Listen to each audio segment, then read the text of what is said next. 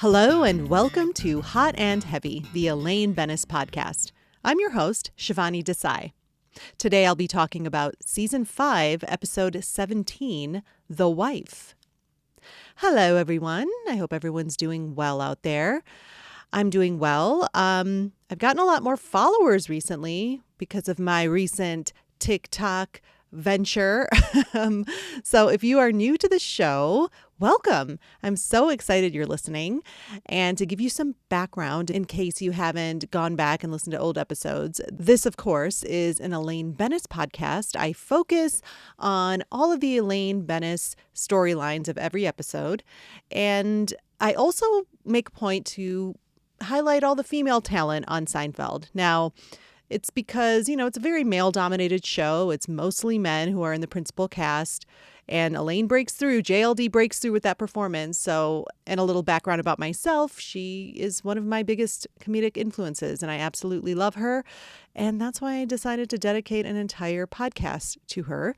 Anyway, let's get started. I don't have much in the way of banter today.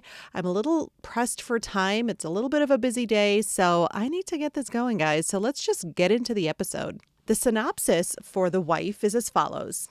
Jerry pretends to be married so that his girlfriend, Meryl, can use a family discount at the dry cleaners. The marriage dissolves after Jerry is caught using the discount with another woman. A guy Elaine is interested in at the health club catches George peeing in the shower. Kramer goes to a tanning salon to impress the family of his African-American girlfriend. This episode was written by Peter Melman. Okay, we start out in Jerry's apartment. It's the morning, and Jerry's girlfriend enters from the bedroom asking him how he slept. Jerry complains that she was all over his side, and he was sleeping with one cheek off the bed. She tells him that he's falling way behind on the I love yous. And he says, well, I know I can't beat you. I'm just trying to stay competitive. Now, this very obscure, unknown actress who plays Meryl is named Courtney Cox. I'm not sure. You may recognize her from a Bruce Springsteen video. She used to be on Family Ties, a very old show. Oh, wait. Oh, yeah. And then she was on Friends. She was Monica on Friends. In fact, this appearance was just 6 months before she landed the role of Monica on Friends. I love Courtney Cox. I think she is a fantastic comedic actress. She is great in this episode as well. Definitely one of the best of Jerry's girlfriends for sure.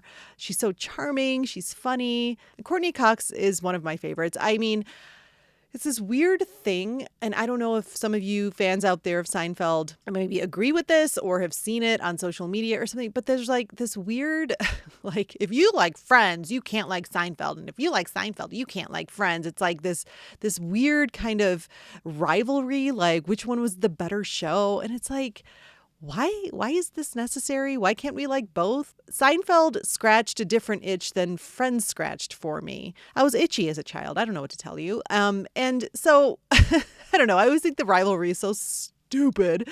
But I think, as with most things right now in the world, and especially on social media, it all has to be a fight, right? But anyway, I feel no shame in admitting I love Friends and I love Courtney Cox as Monica. I think she's an extremely talented comedic actress. All right, back to the scene. They're getting ready to go to breakfast when Jerry finds a locket in the pocket. Ooh, it's like a Dr. Seuss rhyme. He finds a locket in his pocket of his sport jacket. He says he hasn't worn it since he got it back from the dry cleaner. So Meryl says, yeah, we'll stop over there. As they exit the apartment, Kramer and his girlfriend are just getting back from breakfast, and he has Jerry's maple syrup in his pocket. And Meryl asks, oh, you bring your own syrup? Kramer says, you got to. Jerry says, well, you got a lot to learn about pancakes. The actress who plays Kramer's girlfriend is Lily Bernard. And her acting career is pretty sparse when you look at her IMDb, but her work as an artist is like the opposite. It's plentiful. She's exhibited her art in numerous galleries all over the world. And the type of art she does, it examines issues of trauma born of racism and sexism. She's also a very accomplished writer and blogger. A lot to Lily Bernard, which is pretty cool. And her last name is Bernard, and she also went to Cornell. So for any of you Office fans out there, I just found that entertaining. There's not really much to the Anna character this episode, but I like her as Kramer's girlfriend. I think they're cute together. All right, next we're at the dry cleaners.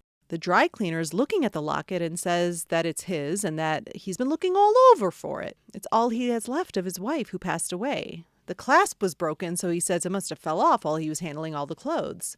Now, he is so thankful to Jerry that he's going to give him 25% off all of his dry cleaning. And Meryl says, well, I guess I get that too because I'm his wife. The dry cleaner's a bit confused. I didn't know you were married. Jerry totally follows all of the improv rules and yes ands this, goes along with the marriage story, and they're pretend married now. Next, we get the Elaine debut in this scene. She's waiting outside the health club, and a man walks out and greets her. His name is Greg. He says he hasn't seen her in a while, and she says, well, this is the first time I've worked out since the Central Park mini marathon. You ran the mini marathon? No, but I exercised that day. Greg has no reaction. He tells her he has to take off, and Elaine points out, well, wow, as an airline pilot, you're one of the few people who can say that and mean it. No reaction from Greg. Elaine sort of recovers from the snub and asks for the time. 11:30. She freaks out. 11:30? No. 10:30. Sorry. Oh, you have to be somewhere? No. Then what are you doing? She says she's waiting for her friend George. They worked out together. Greg tells her, well, it was good seeing her, and then he goes in for a kiss. And as he walks away after the kiss, Elaine looks a bit shocked and confused. My take on this scene, this is a great introduction to the Elaine plot. I love the interaction between Elaine and Greg. God, he's such a dud. I really like the writing of this scene because Elaine isn't kind of over the top cringy or making really bad jokes. She's just being, charming, making conversation. She's not up to the level of flirty Elaine, I would say, but she's just, she's being very pleasant and she's making these mildly, amusing comments. They're not overly funny, but, most people would at least react with a smile, maybe a little chuckle, give her a little, give her something.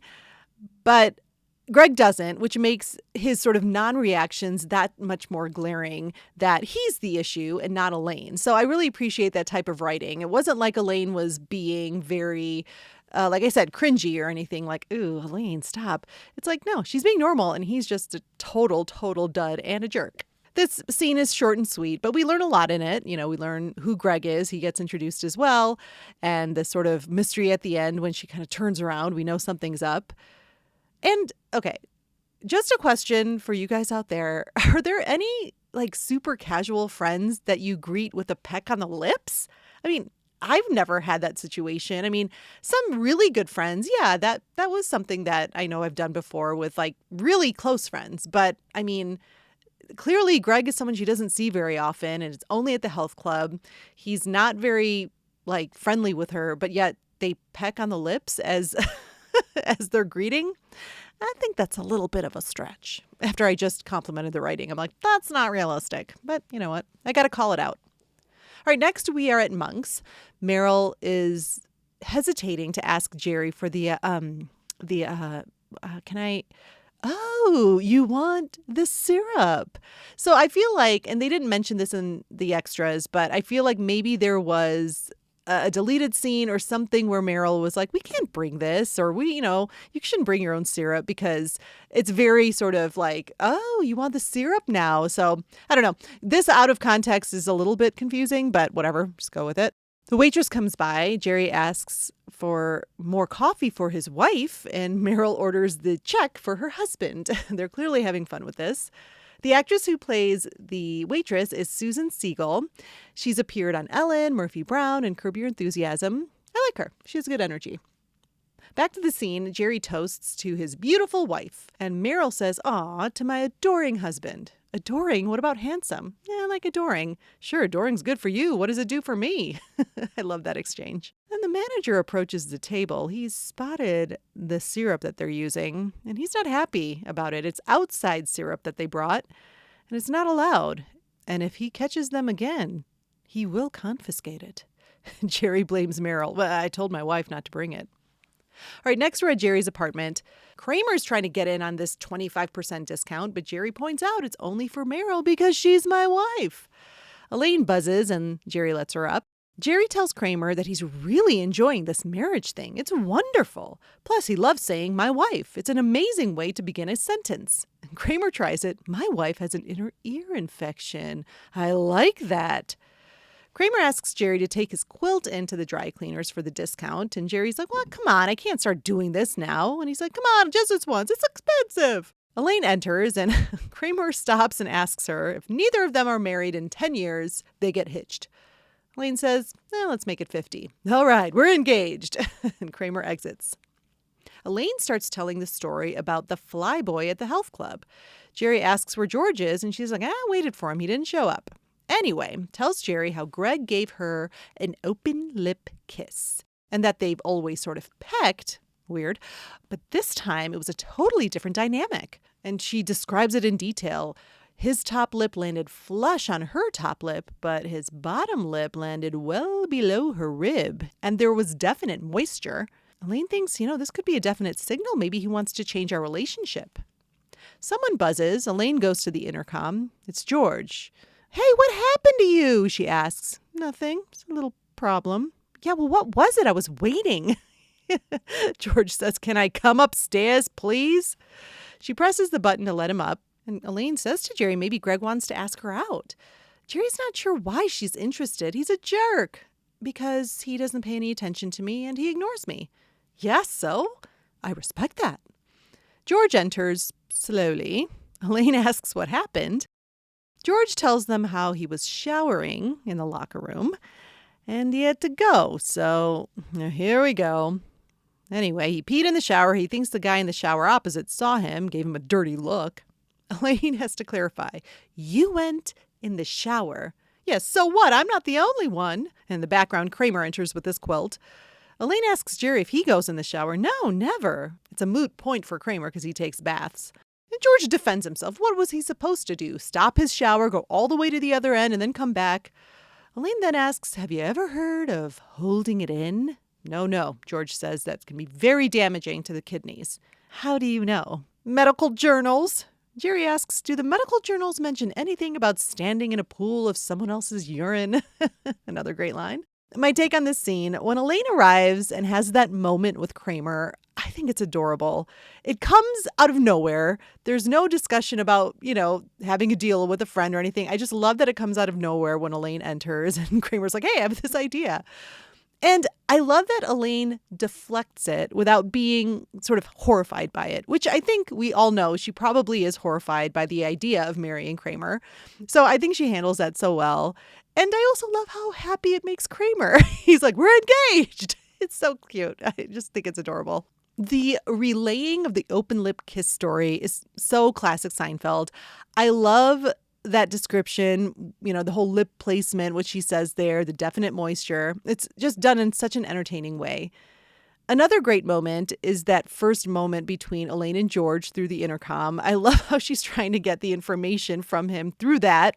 And then he snaps, can I come upstairs, please? Okay, now I want to address Elaine's response when Jerry points out how Greg is a jerk. Her response is how she respects the fact that he doesn't pay any attention to her and that he ignores her. Wow, I feel like she says a mouthful right there. I actually wrote an entire piece on my blog, which is Impressionista, by the way, impressionista.me, about this concept of wanting validation from people who show no interest in you. And mine came from the perspective more about female friendships, but obviously it applies to dating relationships. And so kind of when I was thinking about this with Elaine and that comment she makes, she's so confident in herself and her appeal to men. I don't think we've ever seen Elaine question that. Well, maybe in the BO episode, is it possible I'm not as attractive as I think I am? But for the most part, I think we can all agree, Elaine, she knows how attractive she is. She knows that men like her. I think this whole Greg thing is more about enjoying the challenge of getting this guy interested in her. So in her words, I can respect that. Even though it's not going to end well and usually doesn't. Those scenarios usually don't end well. Believe people when they treat you the way they treat you. Believe them the first time. All right, after George enters the scene, it gets even better. Everything gets better. I love everything about how he reveals what he did and then all of the reactions from everyone. Now, I feel no shame in saying that I pee in the shower, but it's my personal shower. If it was one of those communal showers with just spigots coming out of the wall, no separation, yeah, I don't think I would pee there. But also, as ladies, I don't think it's as obvious, especially if you're standing under the water and there's just like, water flowing down you. I don't know if you could really decipher if what's coming down the leg is pee or not. Excuse me. But that's getting way in the weeds about this. But so I definitely think that's an advantage us ladies have. And also, if you have any, like even the mildest urge to pee, and then you're standing under warm water, I mean, it seems like it would be impossible to not pee. That's why Elaine's advice of holding it in is kind of ridiculous to me. I'll take a stand here. I am all for shower peeing as long as the only one standing in a pool of urine is you. And it's your urine. Weird topic. All right, next we are at the dry cleaners. Jerry enters with Kramer's quilt and finds Meryl there. Oh, hi, honey. They make up how they must have just missed each other, keeping up the ruse for the dry cleaner guy, who is named Marty, by the way. Uncle Leo enters. Hello. And the dry cleaner tells Jerry if he or his wife want to drop by on Wednesday, should be ready. Uncle Leo's confused. Your wife? What are you talking about? Jerry's like, yeah, I got married. Oh, poor Uncle Leo. He's so offended. I wasn't invited? Haven't I always been a good uncle? Apparently, he told him he printed well in school. He had a beautiful penmanship. And Jerry agrees. I'm a good printer. Oh, there is Uncle Leo's bus. He leaves before Jerry can catch up with him and explain. All right, next we're at the health club. Greg is on the Stairmaster, and Elaine is keeping him company. He tells her he's really glad she's there. It can get really boring. He asks if she knows where he can get some good olives. Elaine says, I can find out. Could you? Then we hear a voiceover of Elaine's thoughts. Oh, a project. That's a definite signal. Greg then tells her that she looks really great in that leotard. That's no signal. Who wouldn't like me in this leotard? I look amazing in this leotard. Back to Elaine's extreme confidence and her appeal. And then Greg says, I think I had a dream about you last night. Okay, she says, he open lips me, he dreams about me, I have an olive project, that's it, I'm asking this guy out.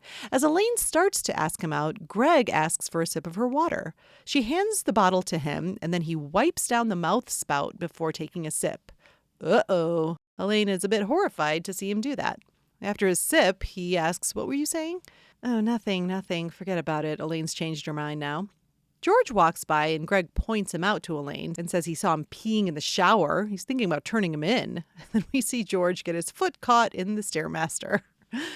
My take on this scene, I always love when we can hear the thoughts of the characters through voiceover. And yeah, this works really well. I love that we're just kind of, it's very like presentational, but I don't mind it. It's like just one thing after another. She's interpreting all the things he's saying as signals, non-signals.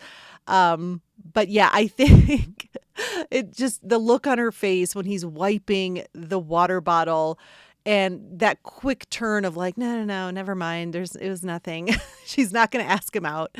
It's all done so well. I think Julia Louis-Dreyfus knocks it out of the park with this performance, especially like her little shifting in her leotard. She's just like, yeah, I look amazing in this leotard. I think how the kids say it, she was feeling herself. They probably don't say that anymore. I don't know, you guys, I'm old. But yeah, and then just the physical comedy of George getting his foot stuck in the Stairmaster. It's so dumb, but I love it. All right, next we're in Jerry's apartment. Jerry and Meryl are having kind of a typical married couple spat. She's asking him to get her a drink, even though she's right there. Come on, I'm sitting. She's on the couch laughing at the TV and eating chocolates. He can't find the can opener, and she tells him it's in the first drawer. No, it's not. Yes, it is. Hey, I'm not stupid. The fight escalates, and then the phone rings. Jerry answers and says, sorry, I'm just fighting with my wife. Well, it's Jerry's parents on the other line. What's going on? Jerry has to explain, I'm not married, but Uncle Leo said. He's just like, well, I'm just pretending to be married to get a discount on dry cleaning. A discount on dry cleaning? He looks over at Meryl, who's looking for the can opener. Could you make a little bit more noise? Gets off the phone. Meryl says, well, I give up. Well, whoopee-whoa. She goes to the bathroom. Kramer enters. He's stumbling all over the place because he's so tired. His quilt still isn't back from the dry cleaners. He can't sleep without his quilt. And Jerry sees the can opener in Kramer's robe pocket. Oh, he's the one who had it.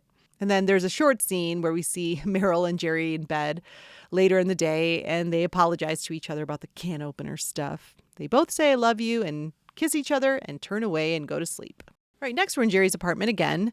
George is freaking out, telling Elaine that he could get kicked out of the club if Greg tells on him about peeing in the shower. He asks Elaine to talk to him. She's like, "Well, how can I do that? I mean, he gave you an open-lipped kiss," he says.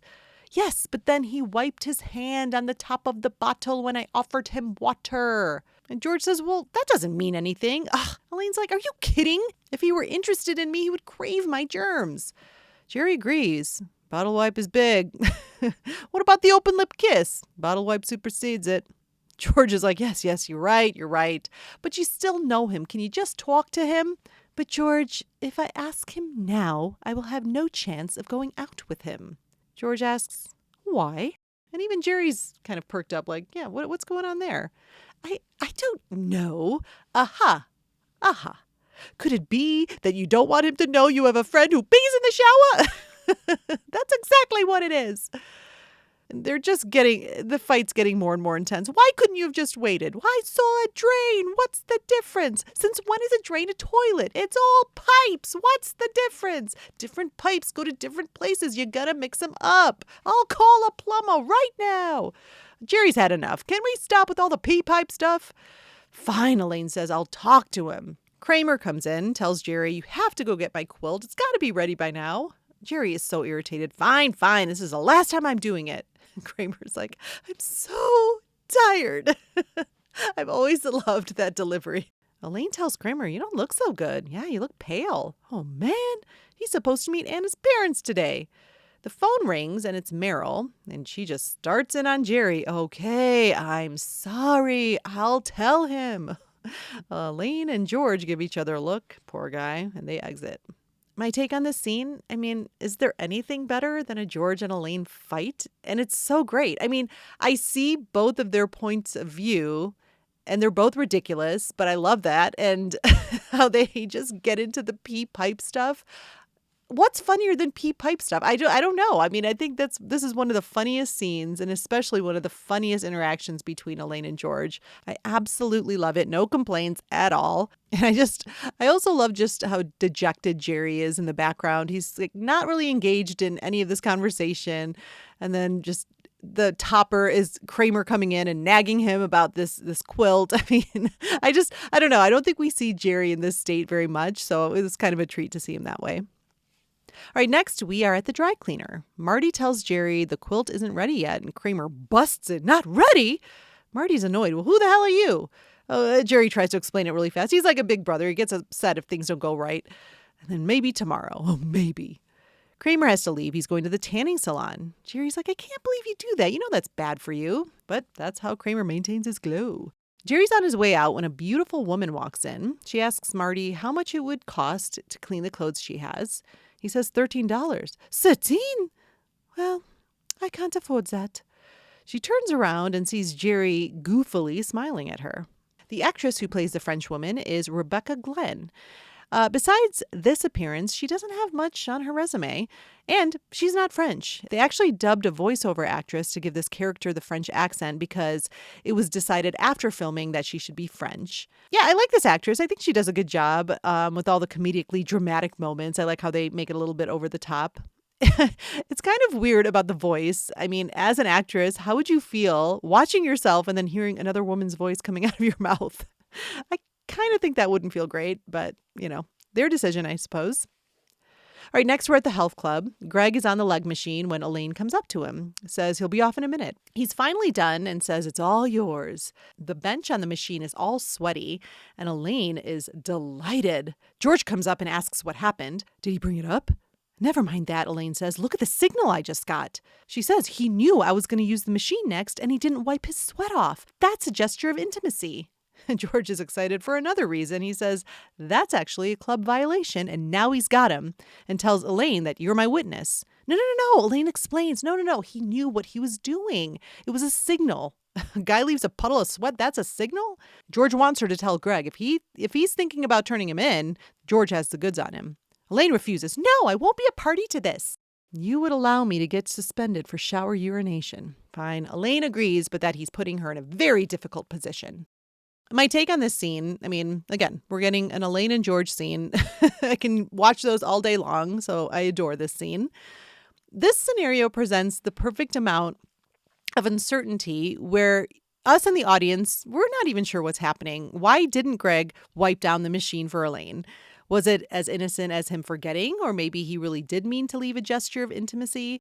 I mean, he does kind of grandly gesture, to use the same word, he does grandly gesture to the machine, all yours, and like kind of points right at the sweaty seat. At any rate, it's still super gross, and I agree with George here. Good ammo for this jerk in case he tries to get George suspended. I like how you can see the internal struggle for Elaine through JLD's performance. Her loyalty to George runs deep. She would never admit it probably, but it does. But she's definitely going to let him know how much she hates coming to his side. She's like, fine, I'll help you, but I hate doing this. All right, next we're at Monk's. Jerry and this beautiful French woman from the dry cleaners are sitting together. Jerry has offered to get her the discount on the dry cleaning, but she can't let him do this. What about her? Oh, to hell with her. She walks out. But Jerry's determined. He follows her out, pulls her to him. I'm not going to let you walk out of my life. I can't fight you. And they kiss passionately. Box or hanger. Oh, you decide. All right, next we are back at the health club. We see Kramer entering the tanning room, get into the tanning bed. And then on the gym floor, Elaine is next to Greg on a machine. He sees the manager and says how he wants to talk to her about the disgusting guy who peed in the shower in the locker room. Elaine asks, do you really want to do that? Yeah, he says. He's disgusting. Besides, he'll take any chance to talk to that manager. Oh, you're interested in her? Elaine asks. Very. Well, that changes everything. Elaine tells him, I'm engaged, getting married in 50 years. And then she snaps the straps of her leotard onto her chest. George enters and Greg says, oh, good. I want to be able to point him out.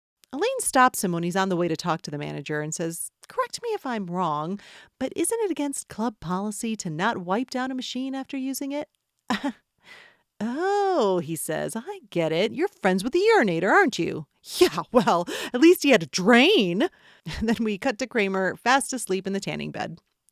My take on this scene, there's not a ton here. It's the conclusion to the Elaine and George storylines. I do love the physical comedy bit with her leotard. And I always cringe when she does that. It looks very painful. That shift after Greg makes it known that he's interested in the manager is fun to see in Elaine.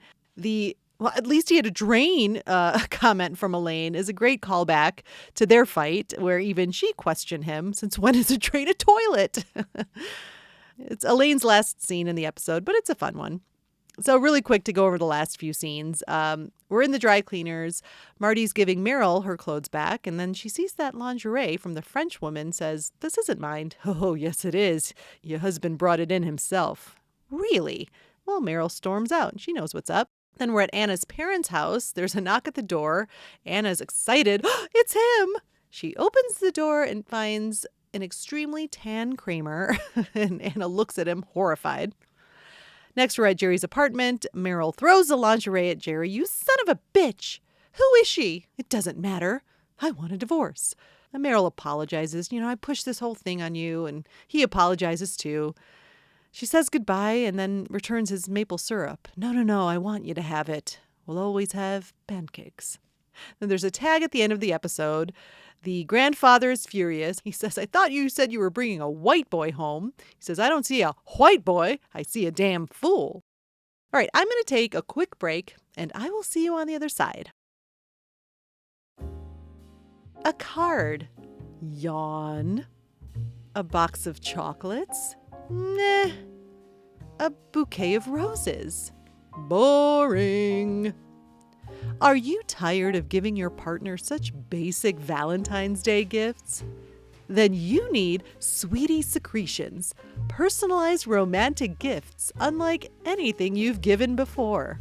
This isn't your mother's personalization, engraved initials, or embroidered towels. No, no, no. Sweetie Secretions gets way more personal. First, choose which of your secretions you want your lover to enjoy. Mucus, saliva, sweat, jizz, splooge, urine, fecal matter, or a combination. Just imagine your beloved's face when they open a box to find your used Kleenex in a beautiful frame, or your feces perfectly sculpted to look like their face. Or maybe you've sprung for the ultimate secretion gift, a bar of soap made from all of your fluids so they can smell like you all day. Talk about romance. Choose from these or many more oozy options at boxupmyjuices.love and get ready to amaze your partner with your originality and your bodily discharge. This Valentine's Day, give your lover a gift they can enjoy on a molecular level. Sweetie Secretions, gestures of intimacy straight from your holes. And we're back. The only extras for this show were the notes about nothing, and there was one quote from JLD I wanted to include. She says, "All of my friends who are single have moved out of New York. They don't like it. They tell me there's not a lot of good men out there in the world. The men in their 30s and 40s who are single are so depressing. It's like going to the Barney's sale. You know, good prices, but what about the merchandise?" Yikes, not the best endorsement of men in New York City. All right, now it's time to open Greg's sack lunch. So if you're new to the podcast, Greg was our most active contributor to the podcast. And since I've sort of changed how I'm going to get contributions and comments for each episode, I decided to give Greg his own segment. He earned it. Any of you who have listened to this podcast since the beginning would agree with that. So we're calling it Greg's Sack Lunch. So it's now time to open Greg's sack. All right, about Greg's favorite scene. He says, "I absolutely adore an Elaine and George storyline, especially when they team up." Same. The whole time Greg, who is giving us Greg's a bad name, keeps giving mixed signals and is clearly blowing the chance to be with Elaine. What an idiot. And the intensity with which he cleans her water bottle, just rude. My favorite scene is at Jerry's apartment when George asks Elaine to talk to Greg and he starts yelling about how she's embarrassed to admit she has a friend who pees in the shower. Their back and forth here just cracks me up. Since when is a drain a toilet? And she's not wrong. Completely agree, Greg. I think I've said almost everything you said in this comment. Elaine and George, it's magic all the time. And yes, the exchange about having a friend who pees in the shower. I mean, it's an Elaine podcast, so I don't really comment too much on the guy's performances. But I mean, it should go without saying, Jason Alexander is just a master. And that moment, could it be because you don't want him to know you have a friend who pees in the shower? I think that's exactly what it is. Like the look on his face, the intensity with which he delivers that line. It's so brilliant. And yeah, since when is a drain a toilet? She is not wrong. All right, Greg's favorite Elaine moment. Elaine has some great lines in this episode, and her plot is a great one, even if Jerry's much less funny fake wife plot seemingly takes up most of the episode. I love how she says to George, "Have you ever heard of holding it in?" when he admits to peeing in the shower in the gym. I also love when she calls out Greg ultimately for not wiping down the machine when he was done. Once again, her loyalty to George wins out, and once this numbnuts tells her that he's interested in the babe at the gym, all bets are off. Her face as she calls him out and then admits to being friends with the urinator. She's taken a stance. Also, what schedule did Greg, George, and Elaine all sign in on when they're at the gym at the same time every time? I'll admit, like back when I had a gym membership before COVID, I mean, I would go around the same time every day, so I did see the same people. But yeah, I mean, yeah, it does beg the question, what time of day is this? Why are they all here at the same time? Whatever.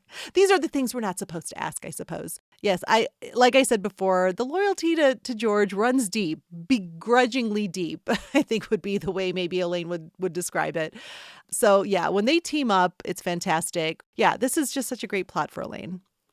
And finally, Greg's scene swap idea. I would have liked to have seen some Courtney Cox JLD interaction, only because I'm such a fan of them both. It seems as though Meryl and Jerry were hot and heavy at this point, saying I love you and whatnot. Jerry basically cheats on Meryl, and so that ends as quickly as it began. It's funny how Jerry gets caught, too. This episode takes place over maybe 3 or 4 days, and Jerry and Meryl have been to the dry cleaner 83 times. Ultimately, I just wanted more of Elaine and George together, which is what I always want. Yeah, I mean, totally on the same page. I do mention something that you say here in my final comments, so I'll just hold off on that. But yeah, once again, we're totally in agreement. I think it's very rare that we disagree. It does happen every now and then. But yeah, I love all your comments. Thank you so much for sending them in. And now with that, it's time to close Greg's sack. Lunch. All right, now it's time for And What Is the Comment? These are comments off of social media. And from TikTok, Pickle Juice says, the blindness of Elaine with attractive men. Greg clearly has no interest, is self-centered, with no sense of humor, yet Elaine still wants him. Totally, Pickle Juice. Like I said, I think with our Lainey, it's just the challenge. She wants to challenge herself. I think, she knows how beautiful and appealing she is. And so, yeah, like she says, I respect that. And on Instagram, AP Bulow says, the urinator. George probably should have held it since it was a public shower. He can piss in his own shower. Yes, AP Bulow. I hope I'm saying that right. Like I said, I'm not opposed to shower peeing, but you can't really do that in a shower where there are other people. It's all the same floor. There are no separations or shower stalls. Come on, George. I mean, I get it. Like, just make a habit to pee right before you get into the shower. Then all of this could have been avoided. Thank you so much for commenting on that social thing. Please follow us on social media. On Instagram, it's Hot Heavy Elaine. And on TikTok, you can find the pod at Elaine Bennis Podcast. All right, my favorite Elaine moments. I love the scene with George at Jerry's place. That delivery of her dialogue, the physicality, plus playing against Jason Alexander. I mean, it's always going to elevate the scene. JLD and Jason Alexander together. Nothing better. From top to bottom, I love their interaction. The top of the bottle when I offered him water to her sort of being caught, with his why and her, I don't know. This scene is my favorite because of the performance and just such a great give and take by both actors. All right, my final notes. This is a really fun Elaine episode with her storylines. I've said it before, how when the plots of all the characters are interconnected, it makes the episode stronger. It always does. Now, in this episode, it's just the Elaine and George plot that are connected, but that's better than having them have like individual storylines that don't intersect at all. Those episodes sort of never work.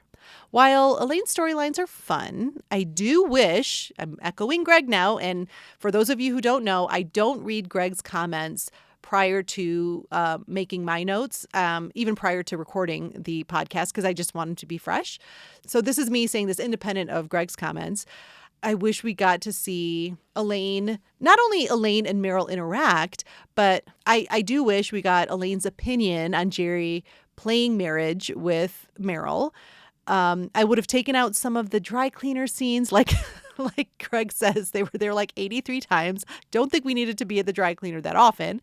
So yeah, I would have taken some of those out and added a scene with Elaine and Meryl interacting, or at least get Elaine's take on the whole pretending to be married scenario. I mean, she's Jerry's ex. That could have been really fun to see what Elaine would have to say to that, react to that. So overall, The Wife is a very fun episode with a respectable amount of Elaine. It's never enough, but it is good. It was good. Definitely better than a lot of the episodes we've talked about thus far. But yeah, it's never enough Elaine, but I'll take this one. It was a good amount of JLD. And I think that's all I can say about The Wife. Thank you so much for listening, and I will see you next time.